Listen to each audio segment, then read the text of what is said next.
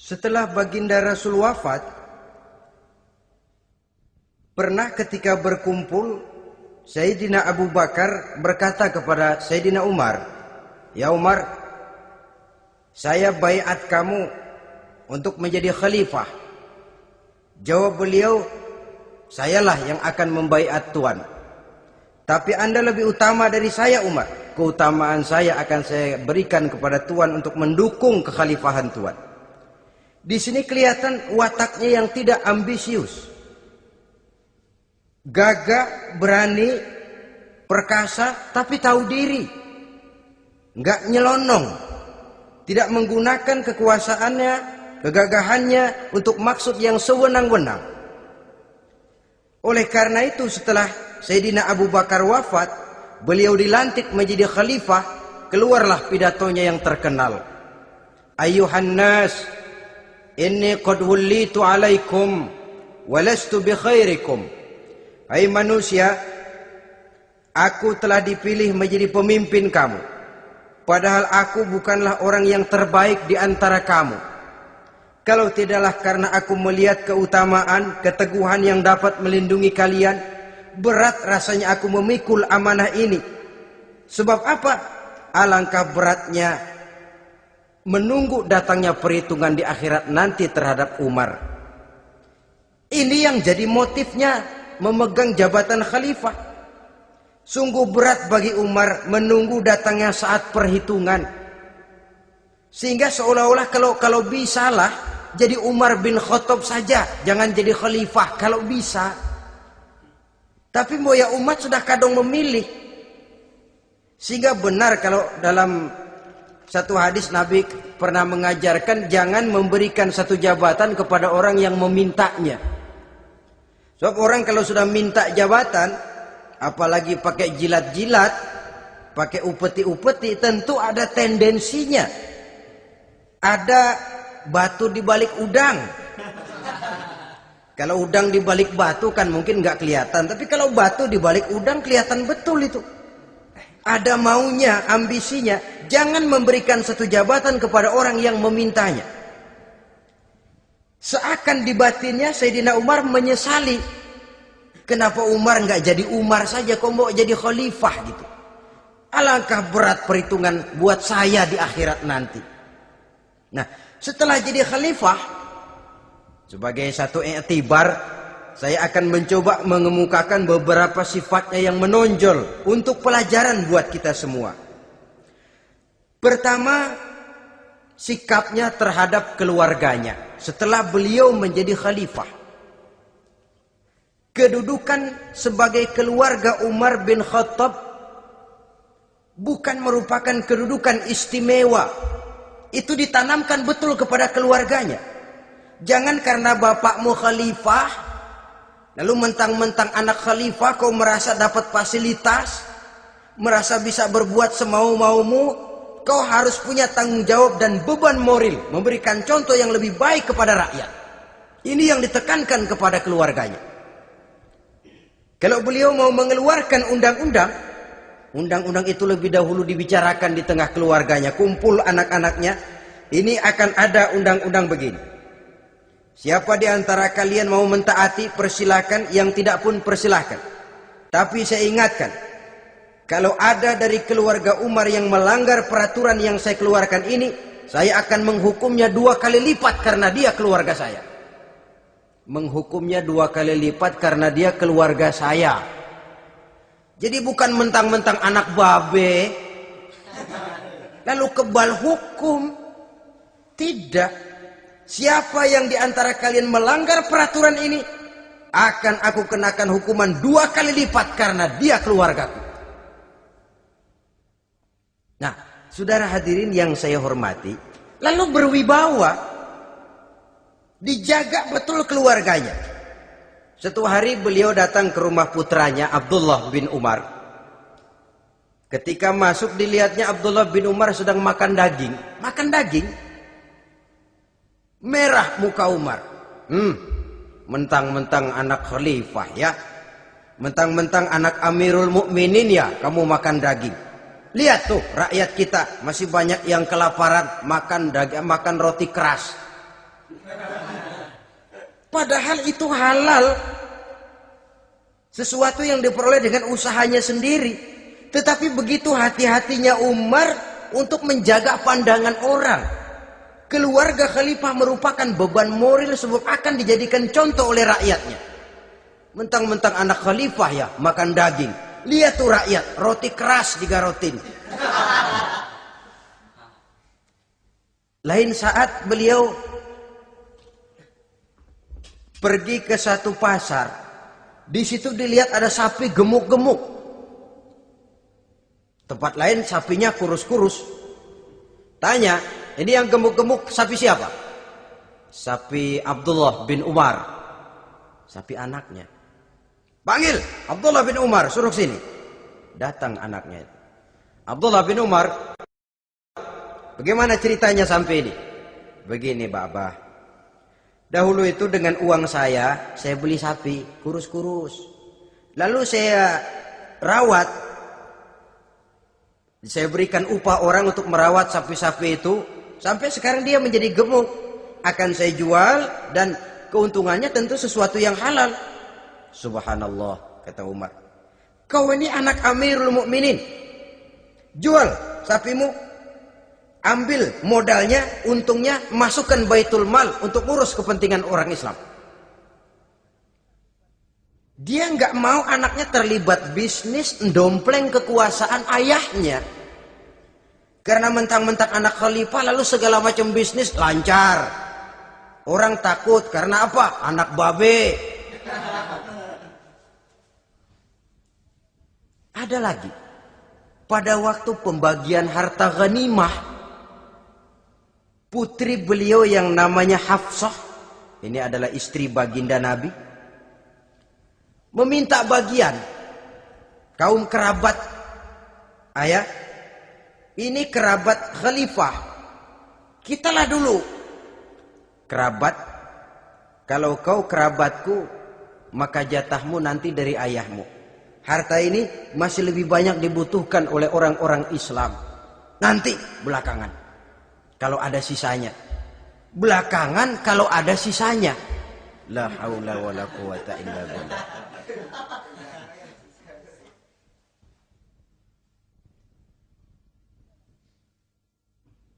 Saudara hadirin, itu terhadap keluarganya. Kemudian apa sifat-sifat yang menonjol dari kepemimpinannya? Pertama, kesederhanaannya. Beliaulah satu-satunya khalifah, Amirul Mukminin, setingkat presiden kalau sekarang, yang punya jubah cuma 2 dan 1 pun punya anaknya. Tambelan lagi. Pernah sholat Jumat terlambat. Beliau naik mimbar untuk khutbah, sebelumnya minta maaf dulu. Saudara-saudara, maaf saya terlambat nungguin baju kering. Seorang khalifah nungguin baju kering. Sederhana dalam kehidupannya. Mari kita ambil satu cerita lagi. Pada waktu beliau jadi khalifah, yang diangkat jadi gubernur di Mesir adalah Amr bin As. Amr bin As hidupnya lebih mirip kaisar. Istananya besar, pakaiannya bagus-bagus. Nah, yang paling mengganggu pikiran Amr bin As, di sebelah istananya ini ada gubuk reot, kepunyaan orang Yahudi lagi. Ah, ini nggak pantas bener, masa di samping istana gubernur ada gubuk reot. Orang Yahudi lagi yang punya. Ini mesti, udah bikin saja rencana, panggil dinas tata kota, bikin planning. Di sini mau dibangun masjid, proyek negara. Bikin gambarnya, susun anggarannya, tender. Saudara-saudara, si Yahudi yang punya gubuk reot dipanggil. Yahudi, ada apa, Pak? Kamu tahu nggak? Enggak. Iya, memang belum saya kasih tahu.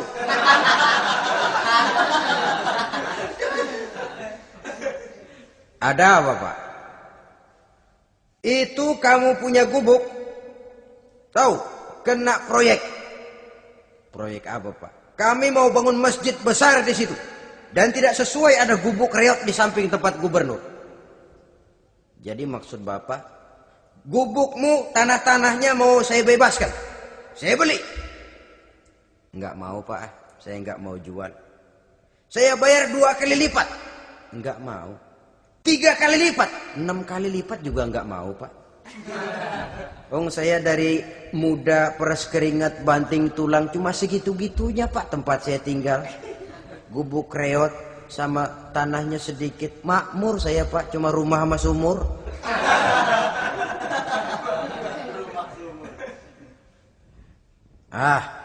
Ini Yahudi kelewatan juga.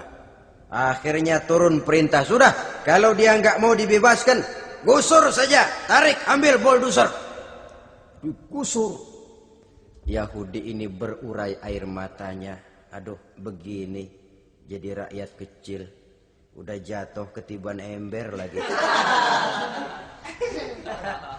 Tapi pikir-pikir Amr bin As kan bukan yang paling atas. Dia kan cuma pejabat, masih ada atasannya lagi. Lapor lapor. Yahudi ini berangkat ke Madinah. Bayangkan dari Mesir ke Madinah. Jalan. Di sepanjang jalan dia berpikir membanding-banding. Kalau gubernurnya saja istananya begitu mewah, apalagi khalifahnya. Kalau gubernurnya galak main gusur, apalagi khalifahnya. Dan saya bukan orang Islam, apa dia lemin ngadu? Apa dapat tanggapan? Berangkat dia sambil harap-harap cemas. Sampai di pintu kota Madinah, dia temui orang lagi tidur di bawah pohon korma. Selamat siang Pak. Ada apa? Pak. Apa? Mau lapor. Lapor apa? Bapak tahu Khalifah Umar bin Khattab? Tahu. Istananya di mana Pak? Istananya di atas lumpur. Di atas lumpur. Di atas lumpur. Pengawalnya banyak Pak. Banyak. Siapa Pak? Yatim piatu, janda-janda tua, orang lemah, itu pengawalnya. Pakaian kebesarannya apa sutra apa Pak? Pakaian kebesarannya malu dan takwa. Saya nggak ngerti Pak. Itulah Umar bin Khattab. Lalu orangnya sekarang di mana Pak? Di depan ente. Rupanya yang dia tanya itulah orangnya. Gemeter Yahudi ini, keringat bercucuran. Coba, istananya di atas lumpur. Sebab beliau berprinsip, bagaimana saya bisa menghayati nasib rakyat kalau saya tidak merasakan apa yang mereka rasakan. Bagaimana saya nggak bisa tahu sakitnya lapar kalau saya belum pernah kelaparan. Itu prinsipnya. Istananya di atas lumpur. Para pengawalnya yatim piatu, janda-janda tua, orang-orang miskin, orang-orang lemah dan tidak mampu. Dan pakaian kebesarannya malu dan takwa. Kamu dari mana? Dari Mesir Pak. Ada apa? Mau laporan gubernur Bapak di Mesir yang namanya Amr bin As. Kenapa? Main gusur aja Pak. Ceritanya, iya dia mau bangun masjid. Kebetulan di areal itu saya punya tanah sama gubuk segitu-gitunya. Saya nggak mau dibeli, digusur Pak. Saya mau mencari keadilan. Begini, kamu lihat tempat sampah itu. Lihat, di situ banyak tulang. Coba kamu ambil kemari satu, tulang unta, bawa sini. Bingung Yahudi. Pak, saya kemari mau cari keadilan. Kalau tulang mah di Mesir juga banyak Pak. Sudahlah, pokoknya kau ambil saja tulang itu. Dicoker-coker dapat dikasih. Tulang itu digaris lurus oleh Sidina Umar dengan ujung pedang. Red. Nah, nih, kau bawa kepada Amr bin As. Makin bingung itu Yahudi. Suruh bawa tulang cuman digaris. Nanti saya ngomong apa Pak? Sudahlah kasih saja.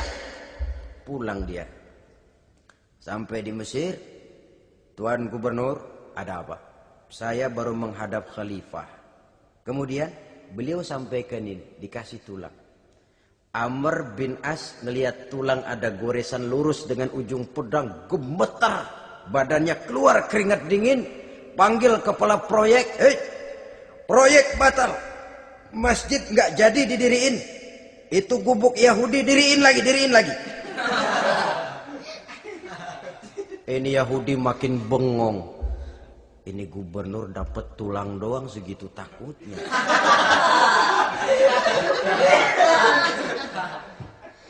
Ada apa sebenarnya Tuan Gubernur? Kamu tahu, ini nasihat pahit buat saya dari Amirul Mukminin Umar bin Khattab. Seolah-olah beliau bilang, hai Amr bin As, jangan mentang-mentang sedang berkuasa ya. Pada satu saat kau akan jadi tulang-tulang kayak begini. Maka mumpung kamu masih hidup dan berkuasa, berlaku lurus dan adillah kamu seperti lurusnya garis di atas tulang ini. Red. Lurus, adil, jangan bengkok. Sebab kalau kamu bengkok, nanti aku yang luruskan pakai pedangku. Siapa yang nggak ngeper digituin? Sampai akhirnya apa? Kata si Yahudi, Pak, kalau begitu Islam adil ya. Adil. Kalau gitu biarin dah Pak, tanah saya. Mau kamu jual? Bukan saya jual Pak, saya kasih aja dah. Campur gubuk-gubuknya, ambil aja dah.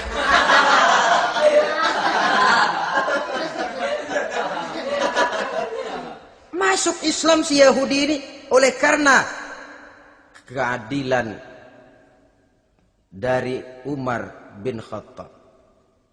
Begitulah kesederhanaan hidupnya.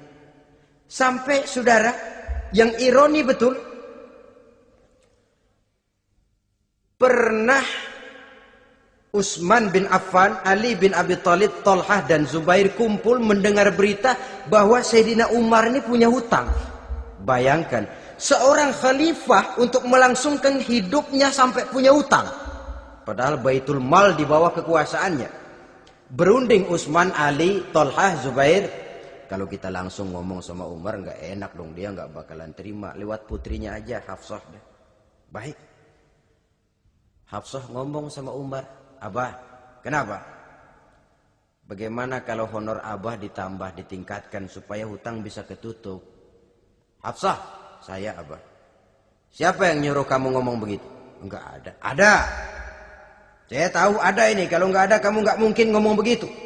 Tapi orangnya kalau saya tuntut mereka mungkin enggak mau. Sekarang saya mau tanya Hafsah, kau kan istri Rasul, betul? Nah, saya mau tanya, suamimu makanannya apa? Daging? Bukan. Roti. Tempat tidurnya kasur empuk? Bukan. Kain kasar yang kalau musim panas kami bentangkan, kalau musim dingin separuh buat tidur, separuh buat selimut. Pakaian yang dibelikan untukmu berapa banyaknya? Cuma 2. Nah, itu guru saya. Orang yang paling saya cintai dan itu yang saya ikuti. Bahkan setelah beliau wafat, Sayyidina Umar ini hutangnya ditanggungkan kepada anaknya Abdullah bin Umar dan itu pun dilunasi dengan menjual rumahnya. Sehingga rumahnya itu disebut Darul Qadha, rumah bayar hutang. Begitu kesederhanaannya. Jadi nggak pakai aji mumpung jadi khalifah lalu kayak ikan gurita, tangan yang mana aja megang. Itu kan mental monyet. Monyet itu kan begitu. Tangan megang kiri kanan, mulut ngawal, kaki megang, temennya dikasih masih ngerampas juga. Monyet rakus betul itu. Itu kesederhanaannya. Kenapa kesederhanaan ini timbul? Karena sikap zuhudnya. Zuhud itu tarkud dunia li ajlil akhirah. Orang yang mengambil dunia hanya yang diperlukan dengan lebih mengutamakan kehidupan akhirat. Watak zuhudnya yang sangat menonjol.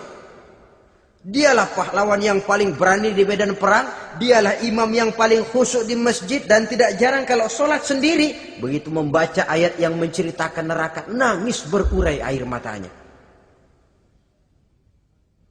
Saudara hadirin ma'asyiral muslimin rahimakumullah.